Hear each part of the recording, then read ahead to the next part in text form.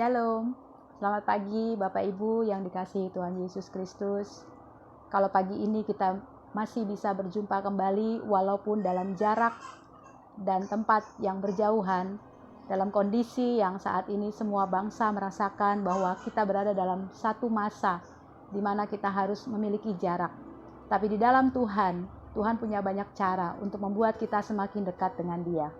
Pagi hari ini Bapak Ibu yang dikasihi Tuhan, kita akan sama-sama mendengarkan firman Tuhan supaya kehidupan rohani kita, sekalipun kita berjarak, kehidupan rohani kita semakin dekat dengan Tuhan.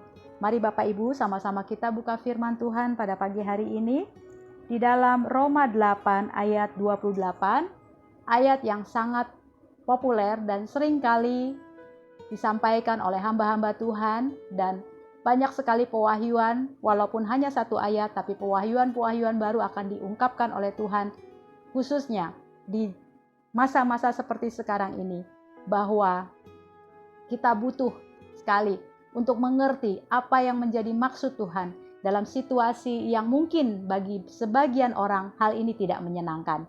Mari kita sama-sama baca dalam Roma 8 ayat 28 yang berbunyi demikian. Kita tahu sekarang bahwa Allah turut bekerja dalam segala sesuatu untuk mendatangkan kebaikan bagi mereka yang mengasihi Dia, yaitu bagi mereka yang terpanggil sesuai dengan rencana Allah. Kita tahu sekarang bahwa Allah turut bekerja dalam segala sesuatu. Keadaan saat ini yang semua orang bisa rasakan bahwa keadaan yang tidak menyenangkan. Baik itu murid-murid sekolah, baik itu para pekerja, baik itu para pengusaha, baik itu hamba Tuhan maupun jemaat. Tentunya semua merasa tidak nyaman. Ketika keadaan tidak nyaman terjadi di dalam hidup kita, ada beberapa orang yang mungkin mengeluh, ada beberapa orang yang mungkin tidak bisa terima dengan keadaan ini. Namun marilah pagi hari ini Bapak Ibu, kita sebagai anak-anak Tuhan yang percaya bahwa apapun yang terjadi di dunia ini, apapun yang terjadi di sekitar kita, apapun yang Tuhan izinkan terjadi dalam hidup kita, kita berpegang pada firman Tuhan ini, bahwa Allah turut bekerja di dalam segala perkara. Ada hal penting yang harus kita perhatikan. Kalau kita tahu dan menyadari bahwa Allah turut bekerja dalam segala perkara, maka hal pertama yang harus kita hindari, jangan pernah mudah marah. Jangan pernah mudah marah dengan apa yang sedang terjadi. Jangan pernah mudah marah dengan keadaan yang sedang kita alami. Jangan pernah mudah marah dengan situasi yang tidak sesuai dengan keinginan hati kita. Karena marah, Alkitab katakan di dalam Yakobus 1 ayat 20, mari kita baca firman Tuhan. Di dalam Yakobus 1 ayat 20 berbunyi demikian, bahwa sebab amarah manusia tidak mengerjakan kebenaran di hadapan Allah. Apabila respon kita ketika kita melihat ataupun mengalami satu situasi keadaan yang tidak sesuai dengan keinginan hati kita, kemudian respon pertama yang keluar dari sikap kita adalah marah, kita ingat baik-baik, hal ini tidak boleh kita kerjakan, karena marah itu tidak mengerjakan kebenaran di hadapan Allah. Marah membuat imun tubuh kita menurun. Marah membuat pikiran kita tidak bisa berpikir dengan jernih. Marah membuat hati kita tidak bisa tenang untuk berdoa. Jadi adalah lebih baik untuk kita tinggal tenang, untuk kita mengerti bahwa segala perkara yang terjadi, baik itu perkara buruk, baik itu perkara baik, baik itu perkara yang menyenangkan maupun yang tidak menyenangkan. Ingat baik, bagi orang-orang yang mengasihi Tuhan, Tuhan akan buat yang mudah, yang sulit menjadi mudah, yang tidak menyenangkan jadi menyenangkan. Karena kita meresponinya dengan mengucap syukur, kita meresponinya dengan bersyukur kepada Tuhan, bukan dengan marah, karena marah tidak akan pernah mengerjakan kebenaran di hadapan Allah. Yang kedua, Bapak Ibu perlu lakukan. Ketika keadaan sedang yang tidak menyenangkan terjadi, ketika situasi kita harus social distancing, kita tidak boleh ibadah berkumpul, Kita tidak boleh bekerja, kita tidak boleh keluar makan di restoran, kita tidak boleh merayakan ini dan itu. Kita tidak boleh bikin persekutuan di rumah, tidak boleh acara kumpul-kumpul. Kemudian kita mulai timbul, pikiran kita ini paling mudah terkontaminasi. Berpikir yang negatif tentang masa depan kita, apa yang terjadi? Kalau ini terus-menerus, sampai kapan virus ini berakhir? Sampai kapan kita harus menjalani masa social distancing ini? Mulai timbul pikiran negatif. Kita mulai berpikir jauh sekali, padahal Tuhan sudah merancangkan yang baik dalam hidup kita. Tapi kita mendahului rancangan Tuhan dengan berpikir negatif. Kita tidak percaya bahwa firman Tuhan katakan bahwa hari depan itu sungguh ada. Tapi karena kita berpikir negatif, akhirnya yang kita lihat apa? Buntu. Wah, kalau lama-lama seperti ini, apa yang terjadi dengan pekerjaan saya? Apa yang terjadi dengan sekolah anak-anak saya? Apa yang terjadi dengan pelayanan saya? Tidak ada harapan lagi karena tidak ada kejelasan kapan situasi ini berakhir. Bapak Ibu, kita kembali kepada firman Tuhan. Hanya firman Tuhan yang bisa menuntun hidup kita. Hanya firman Tuhan yang bisa membawa kita melihat ada harapan di luar sana. Ada masa depan yang Tuhan sediakan. Ada rancangan yang luar biasa yang sedang Tuhan kerjakan bagi orang yang mengasihi Tuhan. Di dalam Filipi 4 ayat 8, kita akan baca sama-sama. Filipi 4 ayat 8. Jadi akhirnya saudara-saudara semua yang benar, semua yang mulia, semua yang adil, semua yang suci, semua yang manis, semua yang sedap didengar, semua yang disebut kebajikan dan patut dipuji, pikirkanlah semuanya itu. Sekarang kembali kepada Bapak Ibu sekalian. Mana yang Bapak Ibu mau ambil?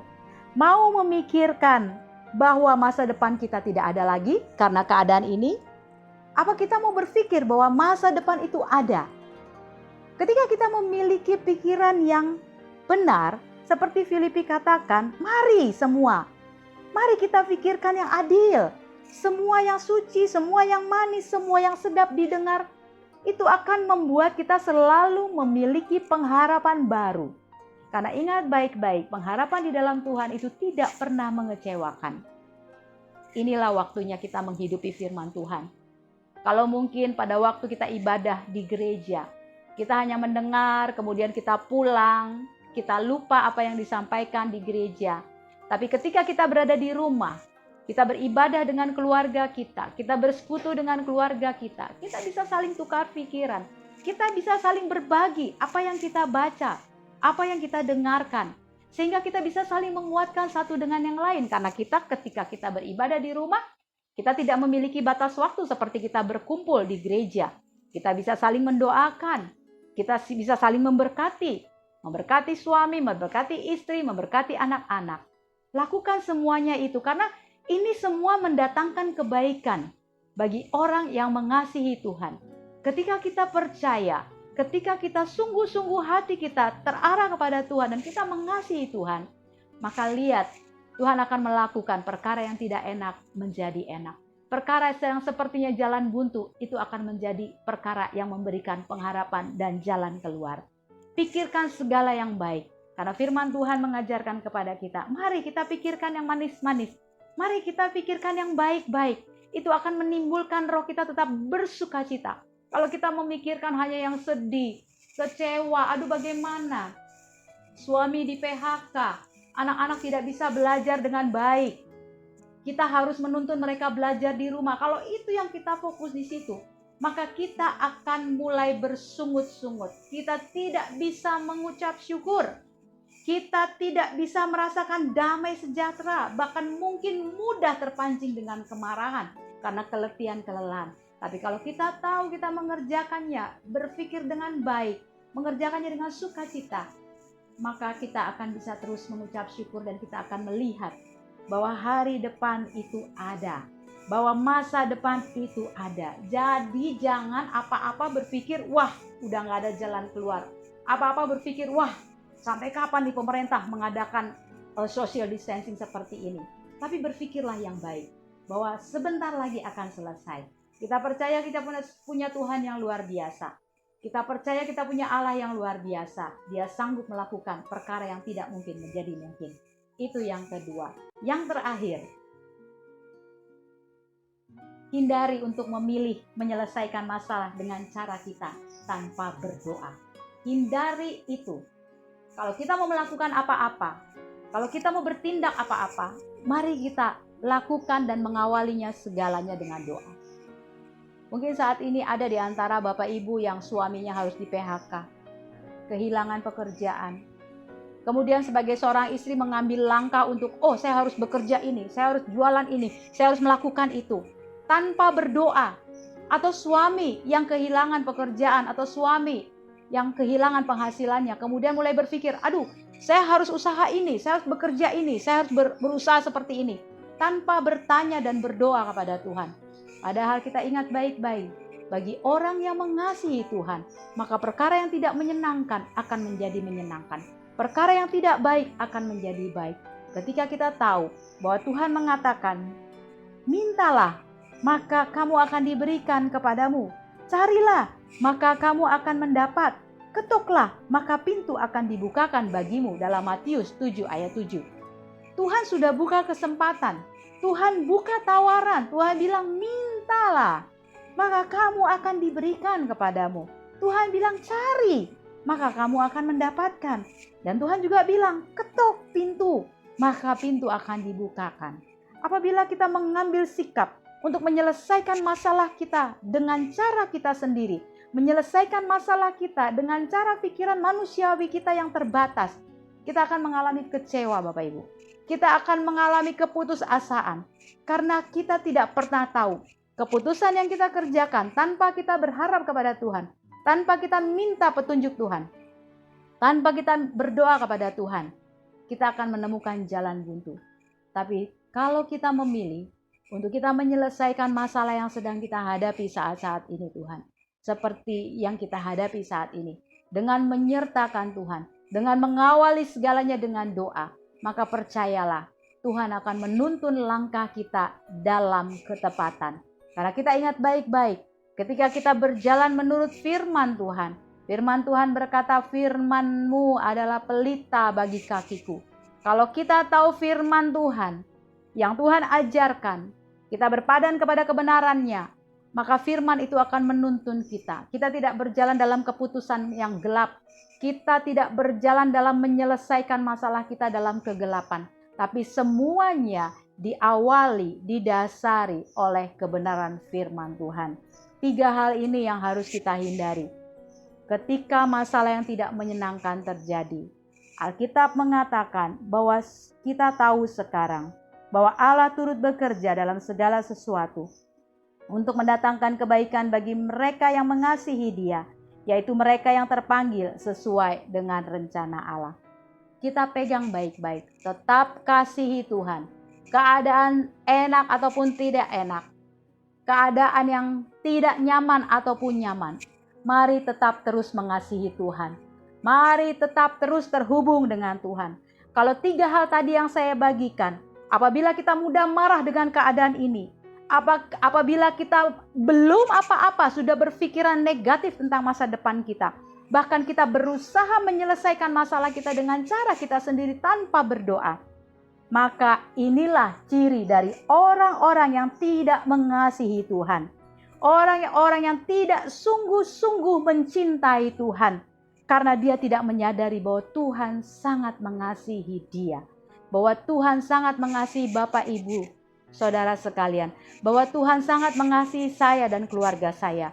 Makanya ketika kita memelihara kasih kita kepada Tuhan, kita tidak akan mudah berpikiran negatif. Kita tidak akan mudah marah dengan keadaan. Kita juga tidak akan mudah menyelesaikan masalah ini dengan cara kita sendiri. Jadi kita ingat baik-baik firman Tuhan pada pagi hari ini. Kita baca kembali sebagai ayat penutup firman Tuhan yang sudah kita baca di awal tadi.